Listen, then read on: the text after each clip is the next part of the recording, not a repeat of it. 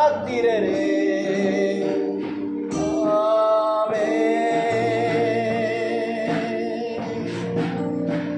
நீர் பாத்திரர், எங்களுடைய துதி கன மகிமைக்கு நீர் பாத்திரர். ஆண்டவரே, நாங்கள் உம்மை ஆராதிக்கிறோம்.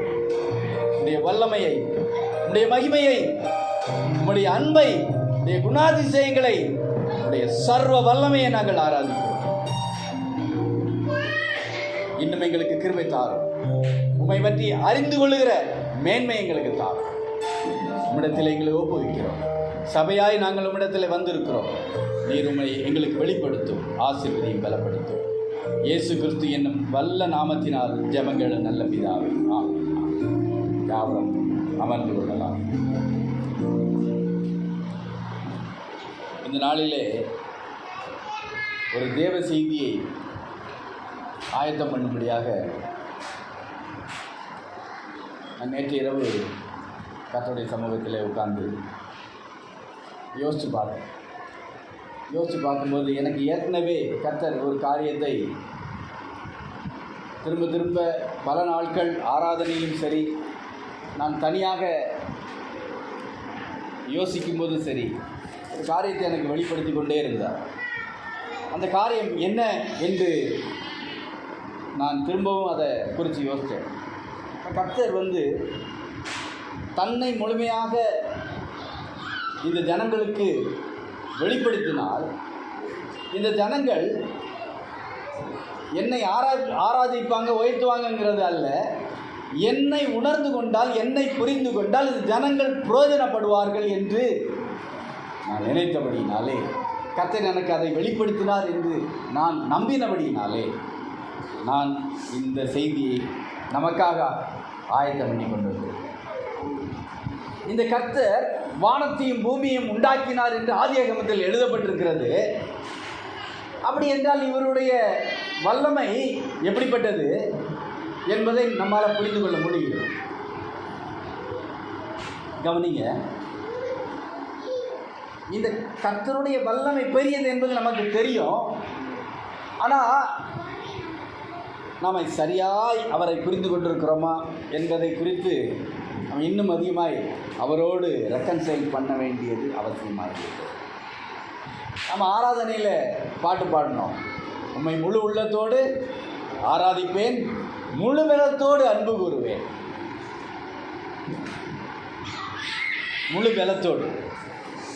முழு பலத்தோடு அவரை ஆராதிப்பேன் அப்படின்னா, நான் ஒரு எக்ஸாம்பிள் சொல்லணும்னு ஆசைப்படுறேன். ஏன் கர்த்தரை முழு பலத்தோடு ஆராதிக்கணும்? ஏன்னா இந்த பலத்தை கொடுத்தவரே கர்த்தர் தான். இந்த பலத்தை, இந்த சரீரத்தை, சரீரத்துக்குள்ள ஜீவனை, இதில் இரத்த ஓட்டத்தை, இதில் பலத்தை எல்லாவற்றையும் கொடுத்தவர் கர்த்தர். அதனால தான் நம்ம முழு பலத்தோடு அவரை ஆராதிக்கணும். தாவீது முழு பலத்தோடு கர்த்தரை துதித்தான். அப்போ நான் அதை ஆராதனை நேரத்தில் யோசித்து பார்த்தேன், அவன் எப்படி முழு பலத்தோடு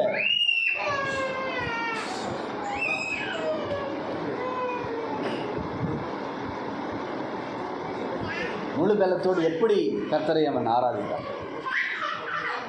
கர்த்தருடைய பெட்டி வருகிறது, கொண்டு வராங்க. கர்த்தருடைய பெட்டி வருது. என்னது? கர்த்தருடைய பெட்டி. தாவீதுக்கு சந்தோஷம் தாங்கவே முடியல. சிறைப்பட்டு போன கர்த்தருடைய பெட்டி என் தேசத்துக்கு வருது. எப்போ வருது? நான் ராஜாவாக இருக்கும்போது வருது. என்னை ராஜாவை ஆக்கினது யாரு? கர்த்தர். நான் எங்கே தெரிஞ்சேன்? ஆடுகளுக்கு பின்பாக தெரிந்தேன். இன்றைக்கு கர்த்தருடைய பெட்டி நம்முடைய தேசத்துக்குள்ளே வருது. என்னுடைய ராஜ்யத்தின் நேரத்தில் என்னுடைய பட்டணத்துக்குள்ளே வருது என்று அவன் மிகுந்த சந்தோஷம் அடைந்தான். அவன் தன்னை மறந்தான். அவன் ஆடி பாடினான் என்று எழுதப்பட்டிருக்கிறது. சவுலுடைய குமாரத்தி அவனை என்ன பண்ணா? நீந்தித்தாள். தன் மனசுக்குள்ள என்ன பண்ணா? இவன்லாம் ஒரு ராஜாவா? ஆனால் தாவீதுக்கு தெரியும், நான் ராஜா இல்லை, என்னை ராஜாவை ஆக்கினவர் ஒருத்தர் உண்டு. அவருடைய உடன்படிக்கையை நினைவு கூறுகிற பெட்டி வருது. அந்த பெட்டி, அவருடைய உடன்படிக்கை என்னோடு செய்யப்படாவிட்டால் நான் என்னுடைய தகப்பன் வீட்டாரில் கேவலத்திலும் கேவலமாக இருந்திருப்பேன்.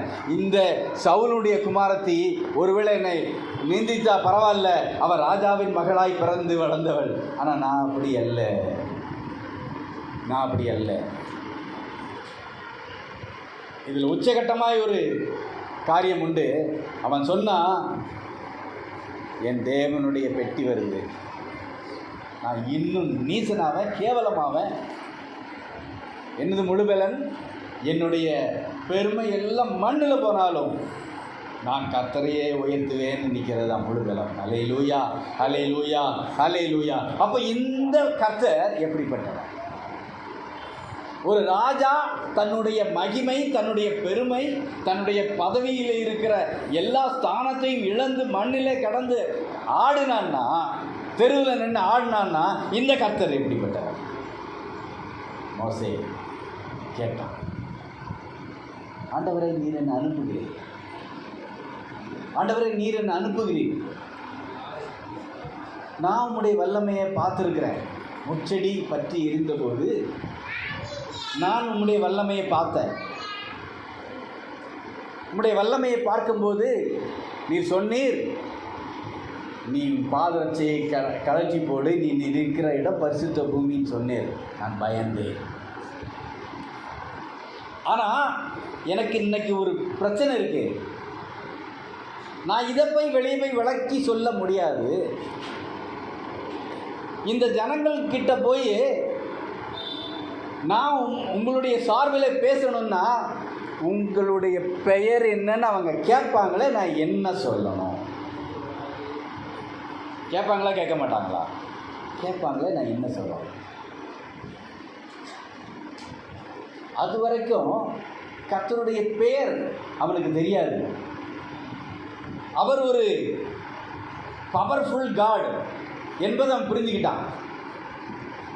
நம்முடைய முன்னோர்கள் இந்த தேவனை ஆராதிச்சிருக்காங்கிறத அவன் கேள்விப்பட்டிருப்பான். ஆனால் அவருடைய வல்லமையை முழுமையாக அவன் தெரிந்து கொள்ளவும் இல்லை. அவருடைய பேர் என்னன்னு அவனுக்கு தெரியல. ஏன் பெயர் வெளிப்படுத்தப்படவில்லை. அப்போ கர்த்தர் இந்த நேரத்தில் ஒரு காரியத்தை அவனுக்கு வெளிப்படுத்துகிறார்.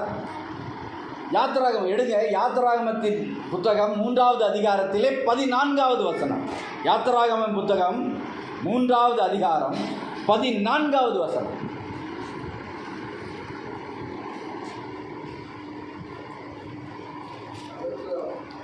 அதற்கு தேவன் இருக்கிறவராகவே இருக்கிறேன் என்று மோசேயுடனே சொல்லி, இருக்கிறேன் என்பவர் என்னை உங்களிடத்துக்கு அனுப்பினார் என்று இஸ்ரவேல் புத்திரரை சொல்வாயாக என்றார்.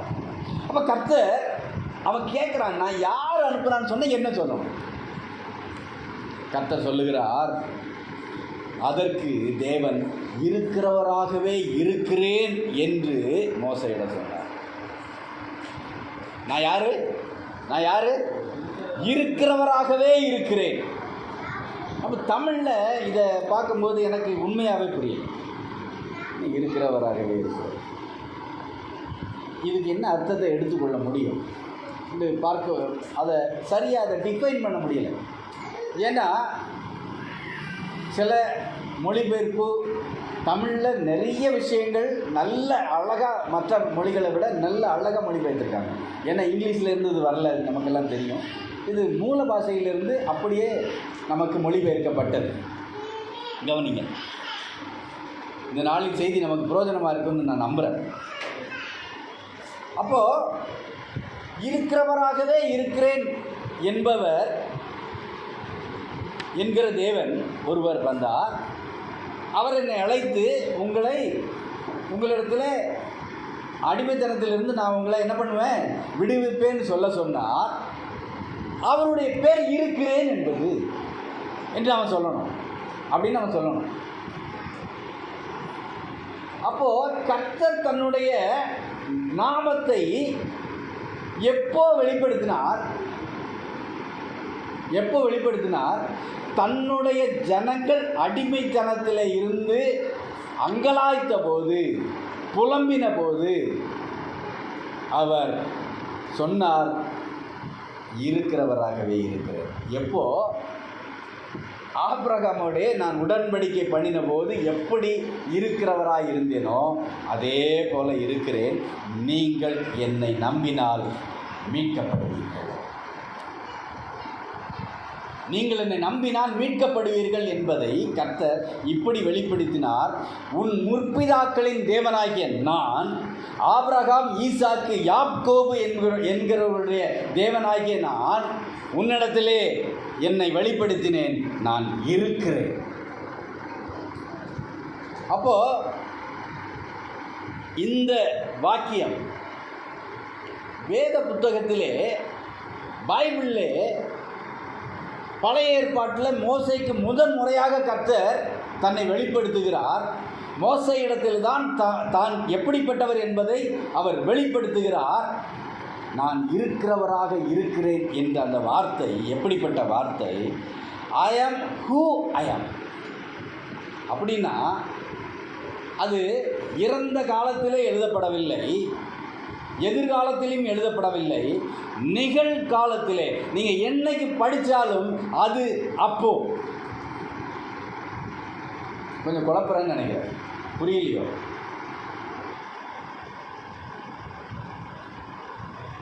நேற்றைக்கு நான் உங்கள்கிட்ட சொன்னேன், நான் இருக்கேன்பா கூடன்னு. நீங்கள் இன்றைக்கி என்ன சொல்லுவீங்க? அவர் வந்தார் நேற்றுக்கு, நான் இருக்கிறேன்னு நேற்றுக்கு சொன்னார் சொல்லுவீங்கள்ல.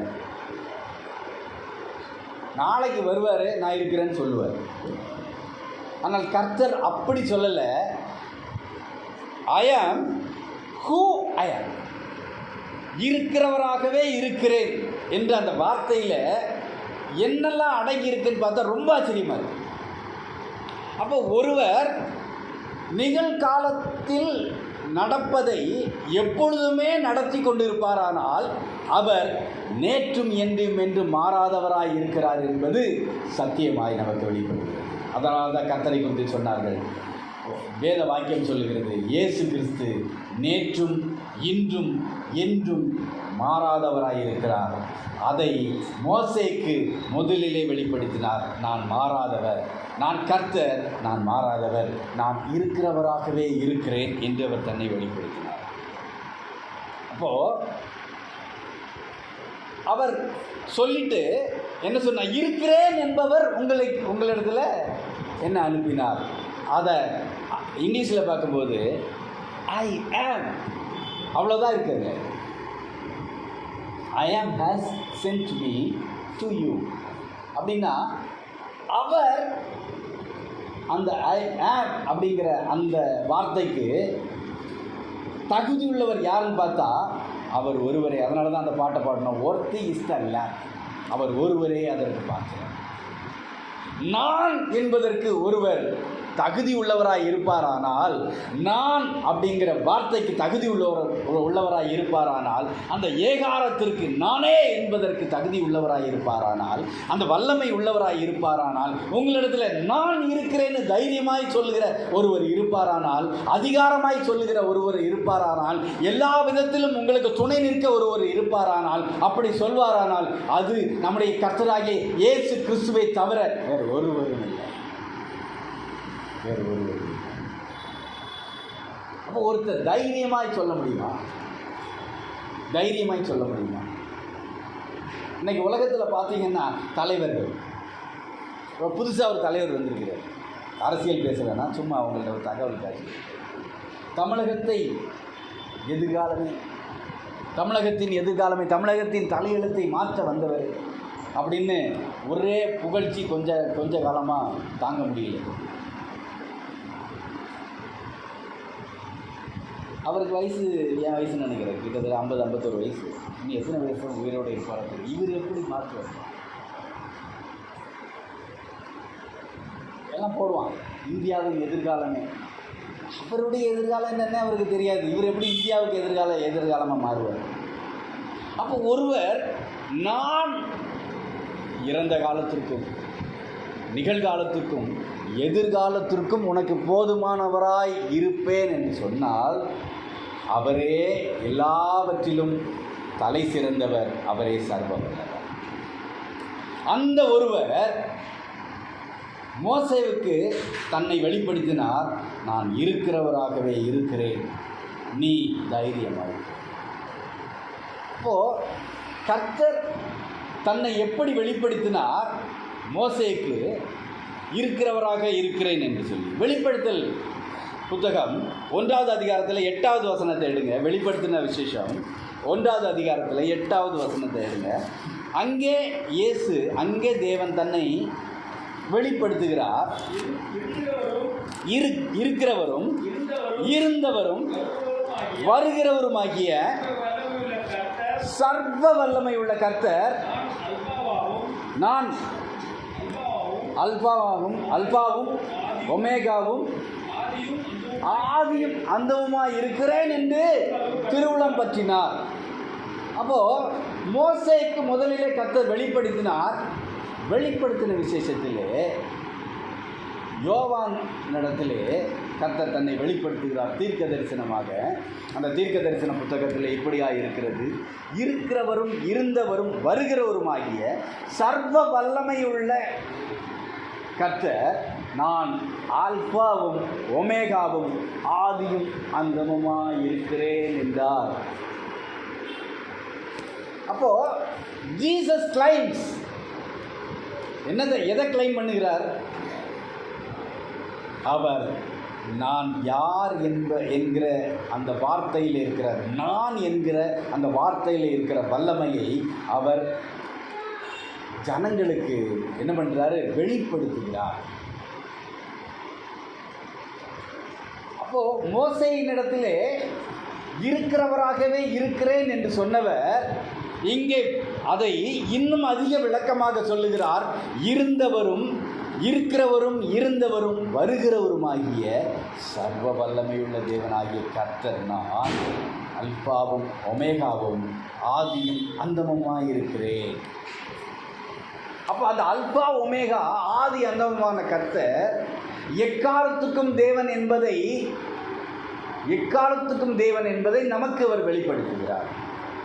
அப்போ கர்த்தர் முதலிலே இஸ்ரவேல் ஜனங்கள் அடிமைத்தனத்தில் இருந்தபோது தன்னை இருக்கிறவராக இருக்கிறேன் என்று வெளிப்படுத்தினார். வெளிப்படுத்தின விசேஷத்திலே தன்னுடைய ஜனங்களை மீட்டெடுத்து கொள்ளுகிற அந்த தேவையிலே, அந்த செயலிலே தன்னை வெளிப்படுத்துகிறார். அவர் இந்த பூமியிலே அவர் தன்னை தான் வாழ்ந்து கொண்டிருந்த போது 33 ஆண்டுகள் வாழ்ந்தார் என்று சொல்லப்படுகிற அந்த வாழ்க்கையிலே, அந்த ஊழியத்தின் பாதையிலே அவர் தன்னை பல இடங்களிலே வெளிப்படுத்தினார். அந்த சம்பவம் தன்னுடைய ஜனங்களை இந்த உளையான சேற்றிலிருந்து மீட்டெடுத்து கொள்ளும்படியாக, ஆதாம் மூலமாக வந்த மரணத்தில் இருந்து தன்னுடைய ஜனங்களை மீட்டெடுத்து கொள்ளும்படியாய் அவர் வந்தபோது தன்னை அவர் வெளிப்படுத்தினார். அப்போது யோவான் 8வது அதிகாரத்தில் 24வது வசனத்தை வாசிங்க. அவர் ஏன் இதை நம்ம சில காரியங்களை ஆச்சரியமாய் பார்க்க வேண்டியிருக்கு அப்படின்னா,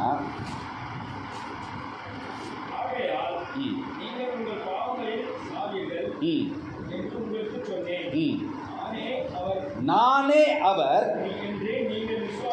என்று நீங்கள் விசுவாசியாவிட்டால் உங்கள் பாவங்களில் சாவீர்கள். அப்போ இந்த இடத்துல அவர் என்ன சொல்லுகிறார்? எதை கிளைம் பண்றார்? நானே அவர். இப்போ ஏன் நாம இதை தியானிக்க வேண்டி இருக்குது அப்படின்னா, சர்வ வல்லமையுள்ள தேவனாய் அவர் வெளிப்பட்ட போது, அவர் பிதாவாகிய தேவனாய் இருந்தபோது, அவர் யெகோவாவாய் தன்னை வெளிப்படுத்தி கொண்ட போது இருந்ததை இந்த பூமியிலே யாராலும் மறுக்க முடியல, மறுக்கலை. ஆனால் அவர் ஒரு மனு உருவம் கொண்டு நம்முடைய பாவங்களுக்காய் மரிப்பதற்காக இந்த பூமியிலே வந்ததுனால அவரை தேவன் என்று நாம் நம்பி வெளிப்படுத்துகிறபடினாலே அநேக மனுஷன் கொஞ்சம் அற்புதத்தை பண்ணிட்டு நான் தேவன் தன்னை கிளைம் பண்ணிக்கிறார். அப்போது இந்த செயலானது, இப்படிப்பட்ட பல பேருடைய காரியங்கள் இயேசு கிறிஸ்துவினுடைய தெய்வீக தன்மையை கொஸ்டினுக்கு உள்ளாக்குகிறதை பல இடங்களிலே நம்மளால் பார்க்க முடியுது. ஒருத்தர் ஒரு புக் எழுதினார். அந்த புக்கில் அவர் பல இடங்களில் கேட்குறது என்னென்னா, அவர் எங்கே என்ன தேவன் சொன்னார்? அவர் பிதான்னு தானே சொன்னார். நான் கூட உங்களுக்கு சொல்லியிருக்கிறேன். என்னுடைய ரட்சிப்புக்கு முந்தின காலகட்டங்களில் இயேசுவை குறித்து என்கிட்ட மற்றவங்க சொல்லும்போது நான் சொல்லுவேன், அவர் பிதாவே அப்படின்னு கூப்பிட்டார்ல, நாங்கள் அதை பிதாவே போய் பார்த்துருவோம், எங்களுக்கு தேவையில்லை என்று நான் சொன்னது உண்டு. நான் ஏற்கனவே பலமுறை உங்கள்கிட்ட சொல்லியிருக்கிறேன். அப்போது அறியாமை உள்ள காலங்களே தேவன் காணாதது போல் இருந்தபடியினாலே என்னை அவருடைய மந்தைக்கு அழைத்தார். அப்போ இன்னமும் பார்த்தீங்கன்னா நிறைய பேர் என்ன நினைக்கிறாங்கன்னா, இயேசு பைபிளில் வேத புத்தகத்தில் எங்கேயுமே தன்னை தேவன் என்று அவர் வெளிப்படுத்தவில்லை. அவர் எங்கேயாவது நான் கடவுள்பா, என்னை கும்பிடுங்கப்பா, என்னை ஆராதிங்கப்பான்னு சொன்னாரா என்று நேரடியான கொஸ்டின் அவர்கள் கேட்கிறார்கள். கவனிங்க, இவர்களுக்கு நாம் சொல்லுகிற பதில் வேத புத்தகத்திலே பைபிளில் அவர் தன்னை வெளிப்படுத்தின காரியம் தெளிவாக. அதில் முதல் காரியம், நானே அவர் என்று நீங்கள் விசுவாசியாவிட்டால் நீங்கள் உங்கள் பாவங்களில் சாவீர்கள் என்று அந்த வாக்கியம் முடிகிறது. அப்போது நானே அவர் என்று நீங்கள் விசுவாசிக்க வேண்டும் என்று அவர் தன்னுடைய சொந்த வாயினாலே சொன்னதை நாம் இந்த இடத்தில் தெளிவாய் பார்க்கிறோம். நானே அவர். அப்போது இந்த நான் என்கிற அயம் என்கிற அந்த மூல பாஷையினுடைய அதே வார்த்தையை கொண்டு யோவான் சுவிசேஷத்தில் இந்த வசனம் குறிக்கப்படும். இருக்கிறவராகவே இருக்கிறேன் என்று சொன்னவர் அதில் என்ன வார்த்தை இருந்ததோ அதே பொருள்படுகிற கிரேக்க வார்த்தையை இதிலே அவர்கள் எழுதி வைத்திருக்கிறார். கர்த்தர் அப்படித்தான் தன்னை வெளிப்படுத்தியிருக்கிறார். அப்படின்னா இயேசு தன்னை தேவன் என்று நமக்கு பல இடங்களிலே வெளிப்படுத்தியிருக்கிறார். அவர் வெளிப்படுத்தினவர் அதற்கு தகுதி உள்ளவரா தகுதி இல்லாதவரா என்று பார்த்தால் அவர் ஒருவரே அதற்கு தகுதி உள்ளவர். போன வாரத்தில் பார்த்தோம், அந்த முத்திரையை உடைப்பதற்கு அவர் ஒருவரே பாத்திரர். அந்த புத்தகத்தை திறப்பதற்கு அவர் ஒருவரே பாத்திரர். அடிக்கப்பட்ட ஆட்டுக்குட்டியாகிய இயேசு கிறிஸ்து ஒருவரே பாத்திரர் என்று நம்ம பார்த்தோம். அப்போ வெளிப்படுத்தின விசேஷத்தில் அவர் சொல்லுகிறார், நான் அல்பாவும் ஒமேகாவும் ஆதியும் அந்தமுமாய் இருக்கிறேன் என்று அவர் தன்னை வெளிப்படுத்தினார். நானே அவர் என்று யோவான் புத்தகத்திலே அவர் தன்னை குறித்து சொல்லியிருக்கிறார். அப்போ நான் அவர்தான் என்பதை நீங்கள் விசுவாசித்தே ஆக வேண்டும். இல்லை என்றால் உங்களுக்கு மீட்பு இல்லை, பாவ மன்னிப்பு இல்லை என்று தெளிவாய் அல்ல. என்னை விசுவாசிக்கிறவன் எப்படிப்பட்ட நன்மைகளை பெறுவான் என்று அவர் பல இடங்களிலே வெளிப்படுத்தியிருக்கிறார். அப்போது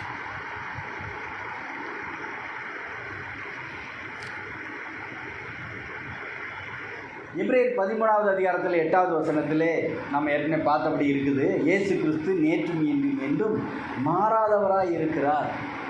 அப்போ பிதாவாகிய தேவனை குறித்து டிஃபெண்ட் பண்ணும்போது, அவரை குறித்து நம்ம விளக்கும்போது, அவரை குறித்து நாம் தியானிக்கும் போது அவர் மாறாதவர் என்பதை நாம் பல இடங்களிலே பார்க்கிறோம். அப்போது அவருக்கு பிறகு வேத புத்தகத்திலே ஒருவர் மாறாதவராய் இருக்கிறார் என்று வேத புத்தகம் குறிப்பிடுகிறது என்றால் அது இயேசு கிறிஸ்துவை தவிர வேறு யாருமே இல்லை. இயேசு கிறிஸ்து நேற்றும் இன்றும் என்றும் மாறாதவராக இருக்கிறார் என்று அவரை குறித்தும் அதே வாக்கியங்கள் வெளிப்படுத்துகிறது. நமக்கு எல்லாருக்கும் ஒரு காரியம் ஒன்று நம்ம எல்லாரும், நான் கூட அதை நினச்சிருக்கேன். இந்த பழைய ஏற்பாட்டு காலத்திலே அந்த ஆசரிப்பு கூடாரம், அந்த பரிசுத்த ஸ்தலம், மகா பரிசுத்த ஸ்தலம், கர்த்தருடைய பெட்டி, கேருபீன்கள், கர்த்தருடைய மகிமை அந்த வானத்திலிருந்து மேகஸ்தம்பமாகவும் அக்கினி ஸ்தம்பமாகவும் இறங்கினது, பலிகளை பலி செலுத்தின போது வானத்திலிருந்து அக்கினி இறக்கி அதை பட்சித்து போட்டது. கர்த்தருடைய பெட்டியை ஒருவன் தொட்ட போது அவனை அடித்தது. மோசேக்கு விரோதமாக ஒரு கூட்டம் எழும்பி நின்றபோது, கோரேகின் புத்திரர் எழும்பி நின்றபோது பூமி பிளந்து அவர்களை விழுங்கி கொண்டது. மோசேக்கு விரோதமாக சகோதரி கையை நீட்டின போது அவள் குஷ்டரோகம் பிடித்தது. இன்னும் எலியா கூப்பிட்ட போது வானத்திலிருந்து அக்கினி இறங்கினது. இதெல்லாம் படித்துட்டு புதிய ஏற்பாட்டில் இயேசு கிறிஸ்துவை குறித்து படிக்கும்போது நம்முடைய மனதுக்குள்ளே ஒரு எண்ணம் இருக்குது. அங்கே பவர்ஃபுல், இங்கே கொஞ்சம் பவர் கம்மி. அங்கே பவர்ஃபுல், இங்கே கொஞ்சம் பவர் கம்மி. அங்கே வல்லமை, இங்கே கொஞ்சம் கம்மி. அங்கே எரிச்சல் உள்ள தேவன், இங்கே அடித்தால் வாங்கி கொள்ளுகிற தேவன். அந்த 3 வருஷத்தில் ஒரு நாள் தான் அவர் அடித்தா வாங்குவார். சும்மா சும்மா அடித்தாலாம் அவர் வாங்க மாட்டார். அவர் சொன்னார், நான் உங்கள் மத்தியிலே இருந்தேன், நான் உங்கள் மத்தியில் தான் நடமாடிக்கிட்டு இருந்தேன், நீங்கள் என்னை பிடிக்கவில்லை. ஆனாலும் வேத வாக்கியங்கள் நிறைவேறும்படியாக எப்படி நடக்குதுன்னு வெளிப்படுத்தினார். வேத வாக்கியங்கள் நிறைவேறும்படியாக எப்படி நடக்குது. அப்போ இந்த இயேசு கிறிஸ்துவை குறித்து நாம் நினைக்கிறது என்ன? அவர் அன்பாக இருக்கிறார். இந்த உலகம் உண்மையிலே ஒன்று என்ன தெரியுமா? நாம் ஒருத்தரை நம்பணும்னு வைங்களேன், நம்மளை நல்லா ஏமாற்றும். நாம் ஒருத்தர் மேலே அன்பாக இருந்தோம்னு வச்சுக்கோங்களேன், நம்மளை நல்லா யூஸ் பண்ணுவாங்க. நாம் ஒருபடி மேலே போய் இந்த இயேசுவையே குறித்து கொஸ்டின் பண்ணுறோம். என்னது? அவருடைய வல்லமை கொஞ்சம் கம்மி தான். இப்போ நான் ஒன்றை யோசிக்கிறேன், நான் பழைய ஏற்பாட்டு காலத்தில் இருந்தேன்னா எப்படி இருந்தது, நல்லா இருந்திருக்குன்னு நான் யோசிச்சிருக்கேன். நீங்கள் யோசிச்சிருக்கீங்களா? நான் பழைய ஏற்பாட்டு காலத்தில் பிறந்திருந்தேன்னா நான் தான் மோசேக்கு பதிலாக போய் நின்றுருப்பேன். நான் தான் எலியாவை போல் வானத்திலிருந்து அக்கினியை இறக்கியிருப்பேன். நான் சொல்லுகிறேன், நீங்கள் ஆவி உள்ளவர்கள் என்பதை உணர்ந்து கொள்ளுங்கள் என்று சொன்ன கர்த்தர் உங்களுக்கு அதே வல்லமையை கொடுத்திருக்கிறார். ஆனால் சுவிசேஷத்தை பிரசங்கிக்கும்படியாக உங்களுக்கு எனக்கு கடமையை கொடுக்கும். வானத்தில் இருந்து அக்னி இறக்கி மற்றவர்களுக்கு கொள்ளது இல்லை. அப்போ நாம் அவரை குறித்து யோசிக்கும் போது என்ன யோசிக்கிறோம்? பிதாவாய் அவர் தேவனாய் அவர் யெகோவாய் வெளிப்படும் போது வல்லமை உள்ளவராய் இருந்தார். இயேசு என்று வந்தபோது அவருடைய வல்லமையை குறைத்து கொண்டார், இல்லை வல்லமையை இழந்து போனார்.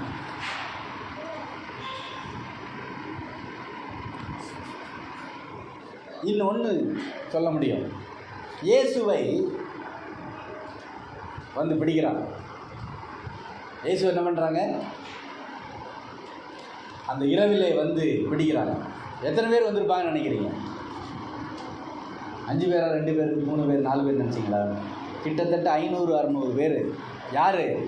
முழுக்க ஆர்ம்டு ஃபோர்ஸஸ், ஆயுதமேந்திய இராணுவமும் ஆயுதமேந்திய காவல் படையும் ஆலய காவல் படையும் சேர்ந்து வந்து என்ன பண்ணாங்க? கிட்டத்தட்ட 500-600 பேர் வந்தாங்க. யாரை பிடிக்கிறதுக்கு? இயேசுவை பிடிக்கிறது. ஏன்னா அவரை வேற மாதிரி நினச்சான். ஏன்னா எப்போ பார்த்தாலும் இவர் கூட ஒரு கூட்டம் இருக்கும். இந்த கூட்டத்தில் இருந்து வரை அவன் நினச்சி பயந்தது வேற. அவன் நினச்சி பயந்தது என்னென்னா, இவன் அவ்வளோ பேர் இருப்பான், இங்கே ஆயுதமும் வச்சுருப்பான், நம்ம சண்டை போட தயாராக போகிறோம். ஆனால் அங்கே ஒரே ஒரு பட்டயம் தவிர வேறு ஒரு பட்டயம் இல்லை. ஒற்றை பட்டயம் இருக்குது, பேதுரு இடத்துல இருக்குது.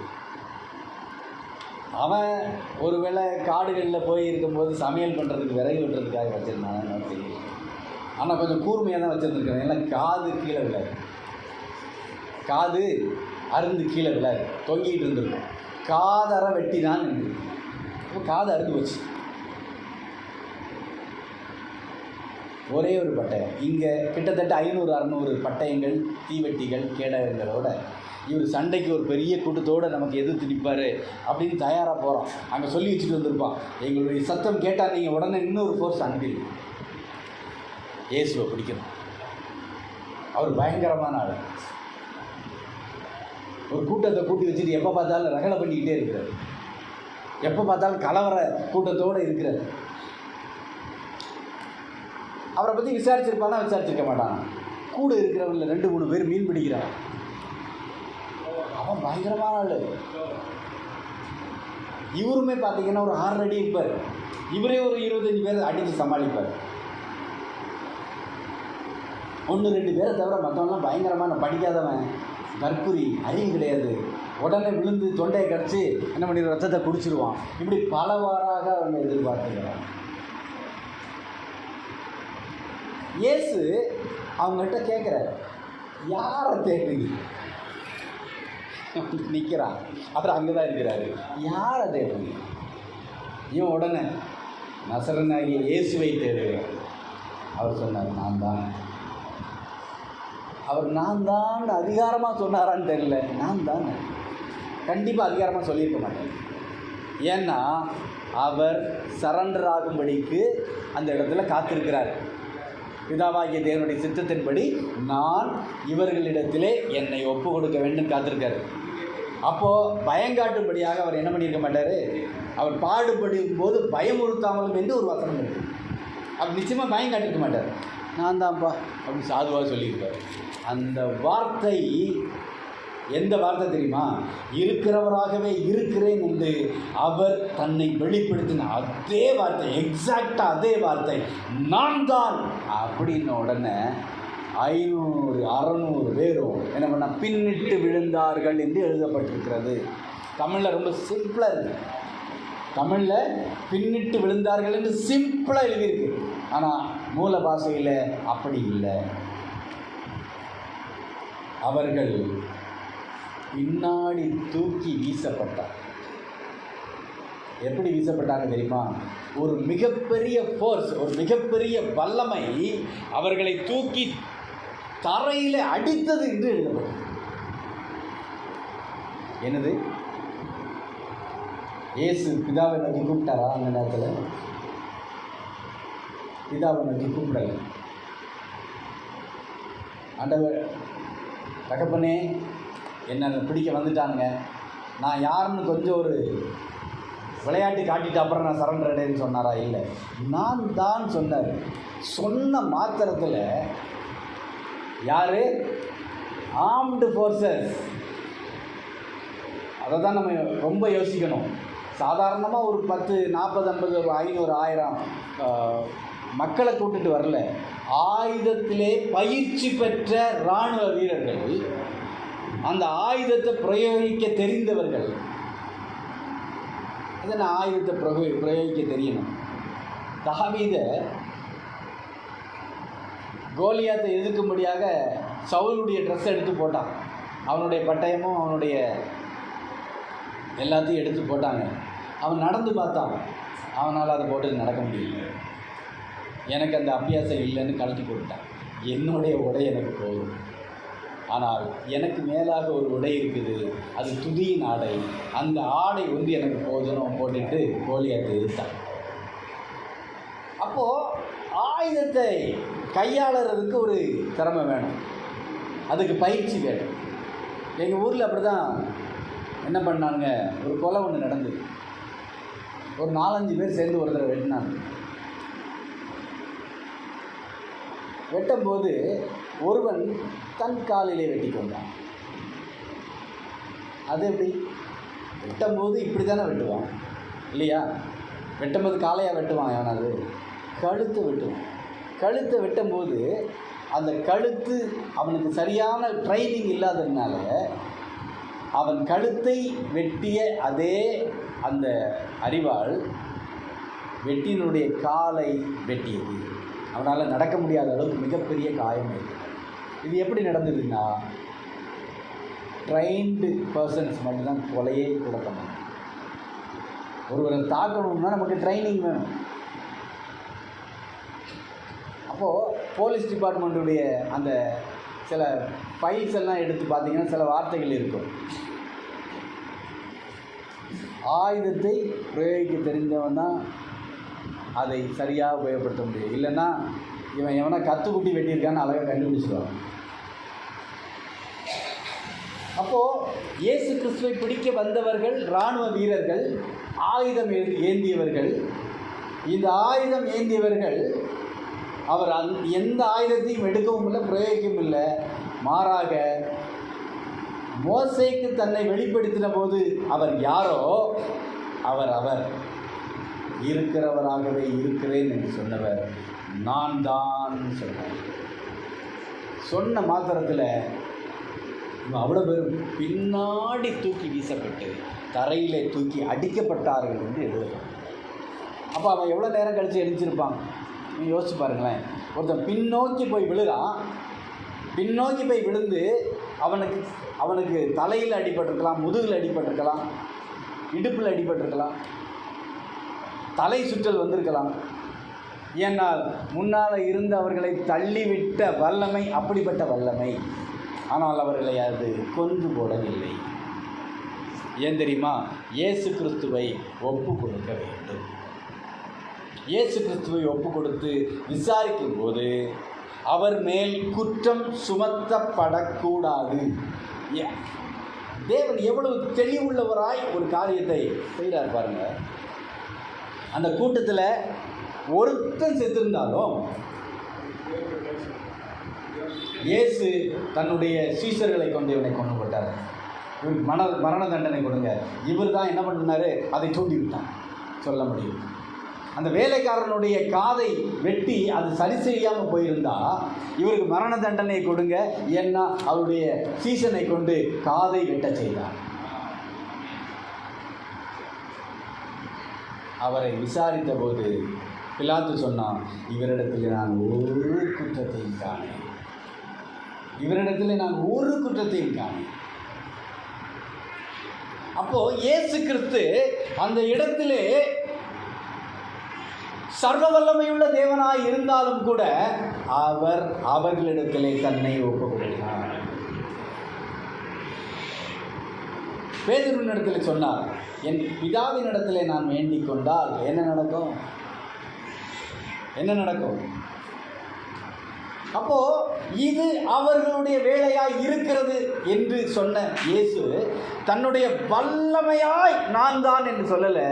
அவர் நான் தான் தன்னை ஒப்பு கொடுத்ததுக்கே ஒரு நாளையும் தாங்க முடியலையே. அவர் எப்படிப்பட்டவர்? இப்போ நான் என்ன சொல்ல வரேன்னு உங்களுக்கு புரிஞ்சிருக்குன்னு நினைக்கிறேன்.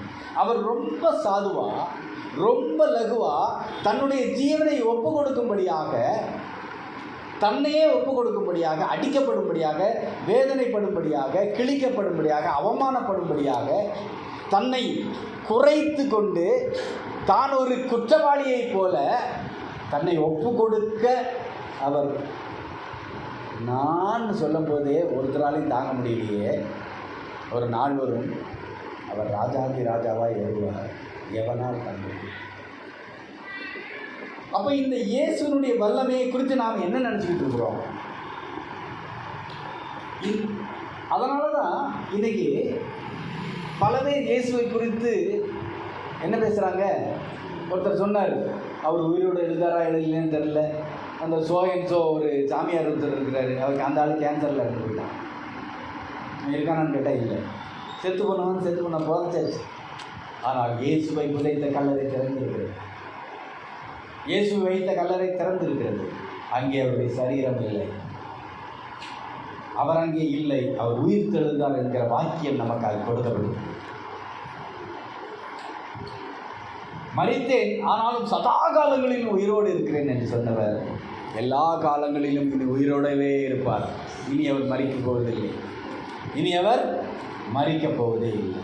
அப்போ இந்த சர்வவல்ல தேவன் எப்படிப்பட்டவர்? தன்னை நமக்காக ஈனப்படுத்தி கொண்டவர். அப்போ உன்னுடனே பேசுகிற நான் தான் என்று சொன்னார்.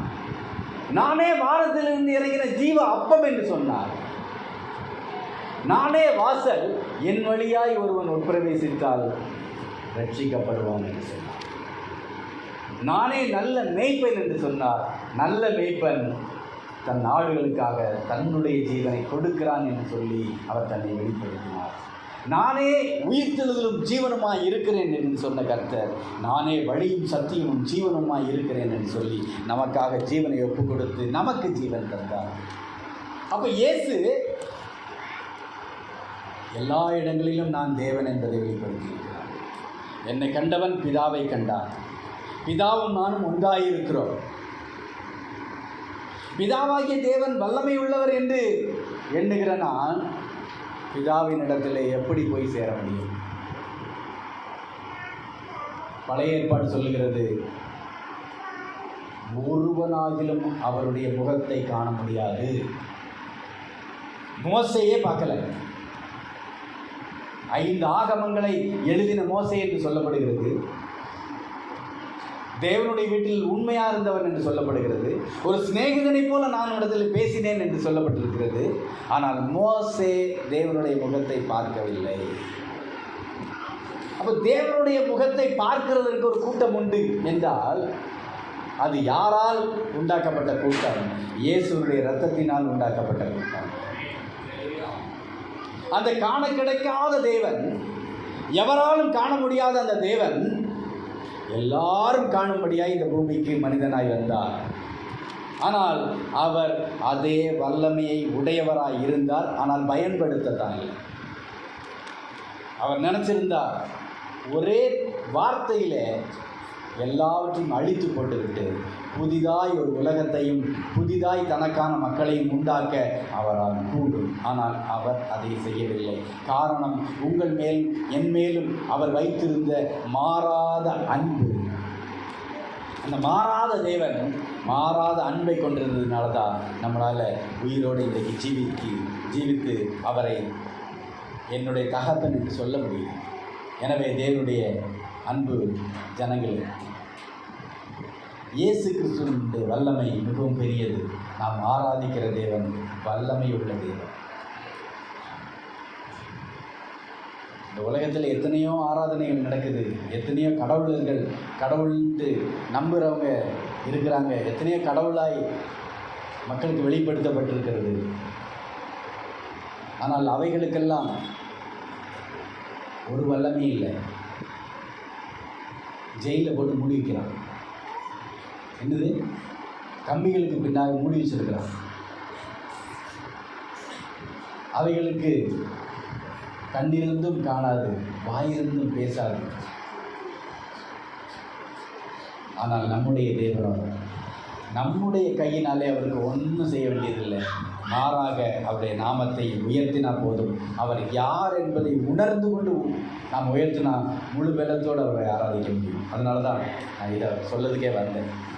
அவர் யார் என்பதை சரியாய் நான் உணர்ந்து கொண்டாதான் அவரை ஆராதிக்கும் போது நான் எப்படிப்பட்டவரை ஆராதிக்கிறேன்னு சொல்லி சோர்ந்து போகாமல் ஆராதிக்க முடியும்.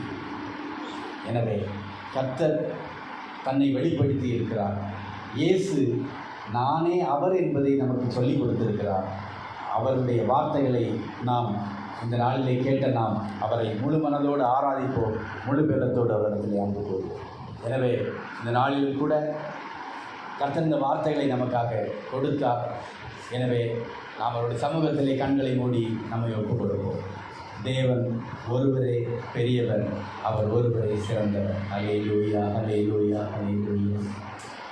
ஒருவராய் பெரிய அதிசயம் செய்பவர் நீதானே இயேசையா. ஒருவராய் பெரிய அதிசயம் செய்பவர் நீதானே இயேசையா. இந்த நாளில் செய்யுமே, இறங்கி வந்து செய்யுமே. இந்த நாளில் செய்யுமே, இறங்கி வந்து செய்யுமே. ஒரு அற்புதம் நாங்கள் காண செய்யுமே. ஒரு அற்புதம் நாங்கள் காண செய்யுமே. ஹல்லேலூயா, ஹல்லேலூயா, ஹல்லேலூயா, ஹல்லேலூயா. யாவே, யாவே, ஹல்லேலூயா. யாவே, ஹல்லே, ஹல்லேலூயா. ஒருவராய் பெரிய அதிசயம் செய்பவர்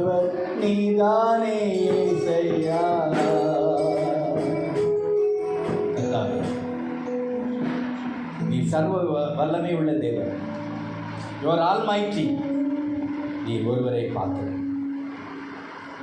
எல்லா துதி கன மகிமைக்கும் பெருமைக்கும் புகழ்ச்சிக்கும் உயர்வுக்கும் உன்னதத்தின் எல்லா காரியங்களுக்கும் நீ ஒருவரை பார்த்தது. ஒன்லி ஒன் காட், நீ ஒருவரே தேவன். உம்மை நம்பினவர்கள், உம்முடைய வல்லமையை உணர்ந்து கொண்டவர்கள் ஒரு நாளும் வெட்கப்பட்டு போவதே இல்லை. ஏனென்றால் எங்களை வெட்கப்படுத்தாத தேவன் எல்லாவற்றையும் செய்ய வல்லவர். எங்களுக்காக நீர் நினைத்தால் சூழ்நிலைகளை மாற்ற வல்லவர். எங்களுக்காக நீர் பூமியையே மாற்ற வல்லவர். எங்களுக்காக காற்றலையும் கடலையும் கொந்தளிக்கிற அலைகளையும் அடக்கி ஆள வல்லவர். எங்களுக்காக நீர் அரசியலிலே மாற்றங்களை உண்டாக்க வல்லவர். தேசங்களிலே மாற்றங்களை உண்டாக்க வல்லவர். எங்களுக்காக நீர் சட்டத்திட்டங்களை மாற்ற வல்லவர். உம்மால் கூடாதது ஒன்றுமில்லை. நீ சகலத்தையும் செய்ய வல்லவர். உம்மிடத்தில் எங்களை ஒப்புவிக்கிறோம். சர்வவல்ல தேவனே, எங்களுக்காய் ஒன்றும் தேவையில்லை. உம்மை ஆராதிக்கிற நல்ல இருதயங்கள், உம்மை ஆராதிக்கிற முழு பலன் எங்களுக்கு வேண்டும். உம்மை உயர்த்துதலில்லை நாங்கள் குறைவுபடாதபடிக்கு எங்களை காத்துக்கொள்ளும். நாங்கள் உம்மை துதித்து ஆராதித்து உயர்த்தும் போது நிச்சயமாய் எங்களுடைய தேவனாகிய கர்த்தர் நாங்கள் வேண்டிக் கொள்வதற்கு முன்பே எங்களுக்கு என்ன தேவை என்பதை அறிந்திருக்கிறபடினாலே எல்லாவற்றையும் தந்து எங்களை ஆசீர்வதிப்பீர். நாங்கள் எங்களுக்காக போராட வேண்டிய தேவையில்லை. நாங்கள் உம்மை உயர்த்தினால் போதும் என்று இந்த நாளிலே உணர்ந்திருக்கிறோம். இந்த வார்த்தைகளின்படி எங்களை நடத்துவீராக. எங்கள் சபையை ஆசீர்வதிப்பீராக. எங்கள் எல்லாருக்கும் தேவையான கிருபையை கொடுப்பீராக. பலவீனங்களை மாற்றுவீராக. வராதவர்களை வர பண்ணுவீராக. இந்த கிருபை எங்களை சூழ்ந்து கொடுக்கிறார். ஆசீர்வதியும் பலப்படுத்தப்படுகிறது. எல்லா துதிக மகிமையாவும் மட்டும் இருக்கிறோம். இயேசு கிறிஸ்து மூலமாக பிதாவே, ஆமென்.